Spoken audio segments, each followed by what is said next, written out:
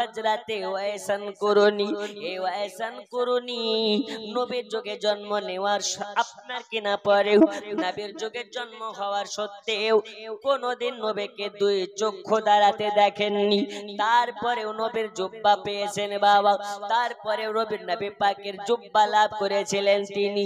আব্বাজান আমার সোনা মানিকেরা, নবীকে না দেখে মুহাব্বত করা যায়, নবীকে না দেখে নবীর আশিক হওয়া যায়। একটু ওয়াজের দিকে গেলে বুঝতে পারবেন নবীর একজন দিওয়ানা জানার নাম হলো হযরতে ওয়াইস কুরনি। এই ওয়াইস কুরনি এমন একজন নেককার আল্লাহর বান্দা ছিলেন, এমন আল্লাহ ভীত বান্দা ছিলেন। জঙ্গলের মধ্যে তিনি বসবাস করতেন। একটা পোশাক, যে পোশাকে অনেক জায়গা ছেঁড়া ফাটা ছিল, এই ছেঁড়া ফাটা জামা পট্টি মেরে মেরে পরিধান করতেন তিনি। এ ওয়াইসান কুরনি জঙ্গলে বসবাস করতেন। তানার বাবা ছিলেন না, শুধুমাত্র মা ছিলেন, বৃদ্ধা মা। এই জঙ্গলের মধ্যে তিনি থাকেন, মায়ের সেবা করেন, আর বাকি সময়টা একাত্মবাদী আল্লাহর ইবাদত করে কাটিয়ে দেন, নবী পাকের মুহাব্বত কলবে নিয়ে। কার মোহাব্বত নিয়ে? এই কার মোহাব্বত? ঘর বাড়ি টাকার মোহাব্বত না নবীর মোহাব্বত? নবীর মোহাব্বত। নবীর মোহাব্বত। নবী নবী করে কলবটাকে আলোকিত করে নিয়েছে। জঙ্গলে তিনি বসবাস করেন বাবা, মা ছাড়া কেউ নাই, বৃদ্ধা মা। মা চলাফেরা করতে পারে না, মায়ের ওযু করার পানি আনে, মাকে নামাজ পড়ার জন্য যায় নামাজ বিছিয়ে দেয়, মার সেবা করে। এই ওয়াইসান কুরনি নবীর যুগে জন্ম নিয়েছেন, কিন্তু নবীকে কোনোদিন সৌভাগ্য হয়নি দেখার। এই হযরতে ওয়াইসান কুরনি কেমন করে নবীকে মুহাব্বত করেছেন আলোচনা থেকে গেলে বাবা বোঝা যাবে। রাসূল পাক সাল্লাল্লাহু তাআলা আলাইহি ওয়াসাল্লাম একদা মসজিদে নববীতে বসে আছেন। রাসূল পাক সাল্লাল্লাহু আলাইহি ওয়াসাল্লামকে জিজ্ঞেস করলেন, ইয়া রাসূলুল্লাহ, ইয়া হাবিবাল্লাহ, হুজুর আপনার কাছে একটি প্রশ্ন করতে চাই। নবী আমার বলে, বলো কি প্রশ্ন করতে চাও? বলে, নবীজি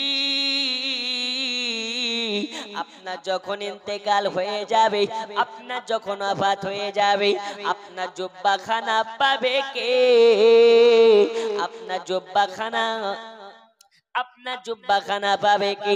আপনার জুব্বার অধিকারী হবে কি? নবী আমার বলে, আবু বকর, এই হযরতে আলী, এই হযরতে ওমর, কান খুলে শুনে নাও। আমার ওফাত হয়ে যাওয়ার পরে, আমার ইন্তেকাল হয়ে যাওয়ার পরে আমার জুব্বাখানা পাবে যিনি, তার নাম ওয়াইস কুরনি। জোরে বলুন। তার নাম হলো ওয়াইস কুরনি। এই ওয়াইস কুরনির নাম যখন বলেছেন নবীর সাহাবীরা অবাক হয়ে যায় এই ওয়াইস কুরনিটাকে, কারণ নবীর সাহাবীরা ওয়াইস কুরনিকে কোনোদিন দেখে নাই, ওয়াইস কুরনিকে চেনেন না, ওয়াইস কুরনির নাম কোনোদিন শুনে নাই। সবাই আপনার কিনা বলা বলে শুরু করতে লেগেছে, ওয়াইস কুরনিটা আবার কে? ওয়াইস কুরনিকে চিনতে পারলাম না, এই ওয়াইসান কুরনিটা কে? তখন আপনার কিনা মনে মনে ভাবে ওয়াইস কুরনিটা কে হতে পারে? হযরতে সাইয়্যিদানা আবু বকর উমর ফারুক কে জিজ্ঞেস করেন, ওমর তুমি কি চিনতে পারলে নাকি ওয়াইস কুরনিকে? ওয়াইস কুরনিকে চিনতে পারলে নাকি?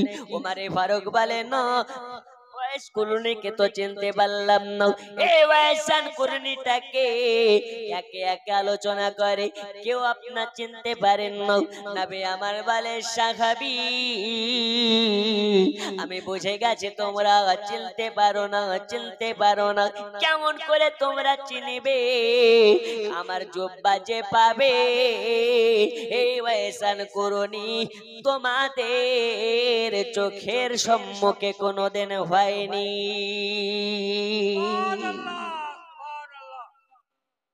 কোনোদিন হয়নি, কিন্তু জুব্বা পাবে কেমন করে? দেখুন নবীর জুব্বা পেতে গেলে নবীকে দেখা লাগে না, মোহাব্বত যদি ঠিক থাকে থাকবেন আপনি শেখ দিঘিতে ঘরের ভিতরে জায়নামাজে শুয়ে শুয়ে নবীর দিদার পাবেন। এটা বিশ্বাস আছে না নেই? আরো জোরে একটু দু হাত তুলে কোন ইয়া রাসূলুল্লাহ, আরো জোরে ইয়া রাসূলুল্লাহ। আল্লাহর নবী আপনার দরবারে আমরা গোলাম হাজির হইয়াছি। আল্লাহর নবী আপনার দরবারে আমরা গোলাম হাজির হইয়াছি।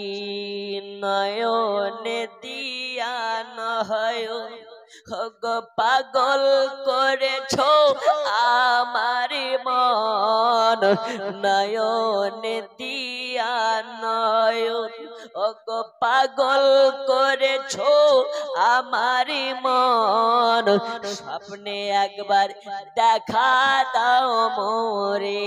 আল্লাহর নবী আপনার দরবারে আমরা গোলাম হাজির হইয়াছি।